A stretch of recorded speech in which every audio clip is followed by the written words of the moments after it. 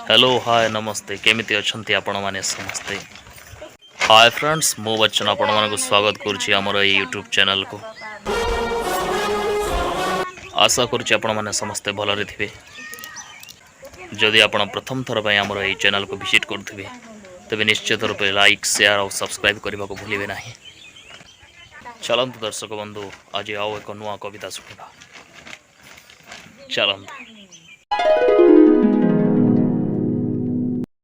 दर्शक बंधु समुद्र कूल को भूली जाइथिली देखिली रूप शोभा मन आनंदरे भरीगला देखी प्रकृतिर ही विभा समुद्र कूल को भूली जाइथिली देखिली ए रूप शोभा मन आनंदरे भरीगला देखी प्रकृतिर एही विभा।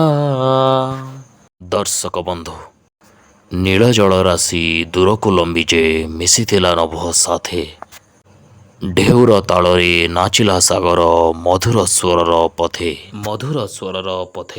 नील जल राशि दूर को लंबीजे मिशिथिला नभ साथे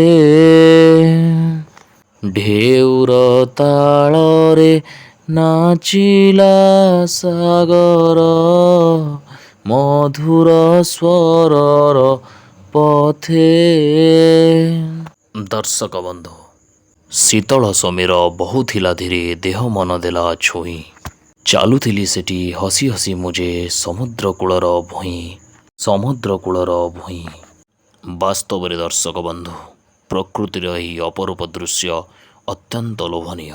शीतल समीर बहुथिला धीरे देह मन देला छुए हसी हसी मुझे नाचुथिली सेठी समुद्र तलर भूई।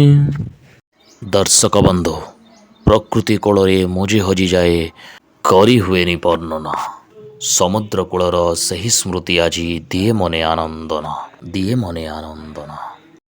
दर्शक बंधु प्रकृति कोଳରେ मुझे हजि जाए करी हुएनि वर्णना समुद्र कूलर सेही स्मृति आजी दिए मने आनंदना। दर्शक बंधु समुद्र कूल को बुली जाइथिली देखिली अरूप शोभा मन आनंदरे भरीगला देखी प्रकृतिर एही विभा। दर्शक बंधु वास्तवर एही प्रकृतिर दृश्य अत्यंत लोभनीय। दर्शक बंधु हसुथिला नील आकाश सेहिठी मेघर सुंदर छाया शीतल पवन छुई देउथिला मने भरुथिला माया हसुथिला नील आकाश सेहिठी मेघर सुंदर छाया शीतल पवन छुई देउथिला मने भरुथिला माया। दर्शक बंधु यही कविता को मुझे निज स्वर रे आवृत्ति करिछि। जदि आपन को यह कविता भल लगी तेबे निश्चित रूप से लाइक शेयर और सब्सक्राइब करने को भूलिबे नहीं। धन्यवाद।